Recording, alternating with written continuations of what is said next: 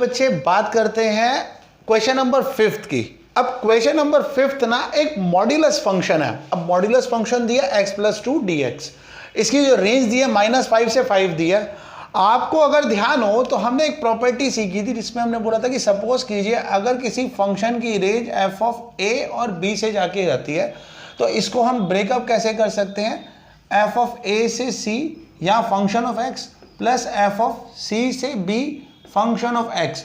अब यहां पर c फंक्शन क्यों लिया, क्योंकि हम मान के चलते हैं कि ये जो c फंक्शन है, ये जो कोऑर्डिनेट पॉइंट c है that belongs to a and b, ये a और b को बिलोंग कर रहा हो और a और b के बीच में ना ये c फंक्शन जो स्प्लिट कर रहा है। कुछ इस तरीके से मान लीजिए कि ये जो कोऑर्डिनेट पॉइंट है a और ये कोऑर्डिनेट पॉइंट है b, इसके बीच में एक पार्ट पड़ रहा है c जो a और b के बीच में आ रहा है। तो मैं पहले यहां से यहां तक की रेंज लूंगा प्लस फिर यहां से यहां, इसको ब्रेकअप करेंगे। फर्स्ट थिंग, अब आपने ये तो समझ लिया। आइए अब हम बात करते हैं सर मॉड्यूलस फंक्शन का ट्रीटमेंट कैसे किया जाता है। तो मैं कहता हूं बच्चे मान लो मेरा मॉड्यूलस फंक्शन है x+2। मॉड्यूलस फंक्शन की एक प्रॉपर्टी क्या होती है कि मैं मान लेता हूं या तो ये लेस देन 0 है या x+2 जो होगा ये ग्रेटर देन 0 होगा। अब जब ये लेस देन 0 होगा तो हम कहेंगे x is less than -2 and x is greater than -2। x जो है इस बार लेस देन -2 होगा। अब अगर x की वैल्यू लेस देन -2 हुई तो पूरा फंक्शन क्या होगा, x+2 नेगेटिव, क्योंकि अगर x+2 ये x अगर 0 है छोटा है तो फंक्शन के आगे माइनस लगेगा। ये मॉड्यूलस प्रॉपर्टी याद रखना। अगर x+2 फंक्शन जो है ये 0 से बड़ा होगा बच्चे, तो ये ध्यान रखना कि जो x+2 है ना ये ग्रेटर देन 0 इस तरीके से आएगा। ये रेंज जो निकाली है हमने -2 और 2, जरा ध्यान दो 5 और -5 के बीच की वैल्यू है। तो ये पोर्शन मैंने आपको समझाने के लिए बताया था। आप क्वेश्चन में यहाँ पार्ट लिख सकते हैं और इसको ऐसे लिखेंगे इस कंडीशन में -x+2 और ये आ जाएगा x+2 यहाँ लेस देन 0 और ग्रेटर देन 0।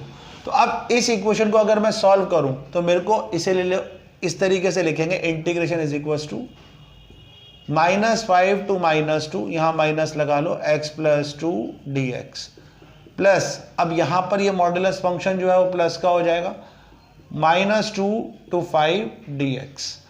नेक्स्ट टास्क में हम क्या करेंगे, ये जो माइनस है ना इसको इंटीग्रेट करेंगे x+2 का स्क्वायर अपॉन 2, यहाँ होगा -5 से -2 प्लस x+2 का स्क्वायर अपॉन 2, यहाँ लिखा जाएगा -2 से 5।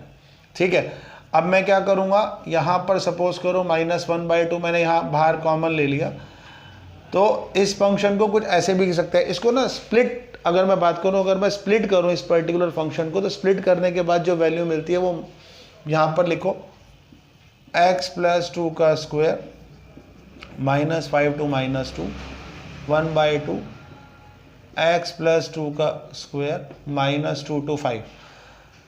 नेक्स्ट टास्क में हम क्या करेंगे, अब जरा ध्यान दो, ये -1/2 है। पहले हम क्या करेंगे, ये जो -2 है ना बी पार्ट, इसको यहाँ लगाते हैं -2 + 2 का स्क्वायर, मतलब अब मैं वैल्यू चेंज कर रहा हूँ। देखो इक्वेशन सॉल्व होगी -1/2 -2 + 2 का स्क्वायर। ठीक है, अब यहाँ माइनस फंक्शन लगाऊंगा -5 + 2 का स्क्वायर। ठीक है, तो यहाँ वैल्यू आ जाएगी -1/2। सर ये तो मिल गया 0, क्योंकि -2 + 2 वैल्यू करोगे ऐड करोगे 0, तो ये आ जाएगा -5 + 2, ये आ जाएगा 3 का स्क्वायर। अच्छा ये ना -3 का स्क्वायर होगा। ठीक है, -3 का स्क्वायर, तो ये हो गया 9। तो -1/2 माइनस फंक्शन तो हमेशा यहाँ पर पॉजिटिव होगा 9, तो यहाँ मुझे वैल्यू मिल गई 9/2।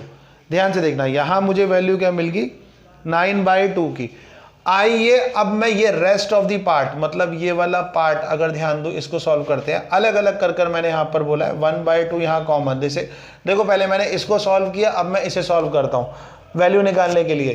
तो यहाँ पर आपने 1/2 लगाया। ध्यान से देखना, मैं चाहता तो एक साथ सॉल्व कर लेता, बट यहाँ एक कन्फ्यूजन क्रिएट हो जाती, इसलिए बच्चों पहले पार्ट में ये सॉल्व कर रहा हूँ, बाद में ये वाला x+2 का स्क्वायर यहाँ लिख रहा हूँ मैं -2 और 5। तो यहाँ देखो बच्चे ये आ जाएगी वैल्यू 1/2, यहाँ लिखूंगा मैं पहले 5 + 2 का स्क्वायर -2 + 2 का स्क्वायर, सो 1/2। अच्छा ये आ जाएगा 7 का स्क्वायर, ये वैल्यू तो 0 हो जाएगी, तो यहाँ तो वैल्यू खत्म। 1/2 into 49, यहाँ आंसर आएगा 49/2। तो अब नेक्स्ट टास्क क्या होगा कि मैं इस वैल्यू और इस वैल्यू को प्लस करूं, तो यहां आ जाएगा 9/2 + 49/2, 58/2, आंसर आ गया 29। तो मेरा जो सॉल्यूशन आ गया क्वेश्चन नंबर 5th का, वो आ गया 29। थोड़ा सा इंपॉर्टेंट क्वेश्चन है, ध्यान से देखिएगा, ठीक है।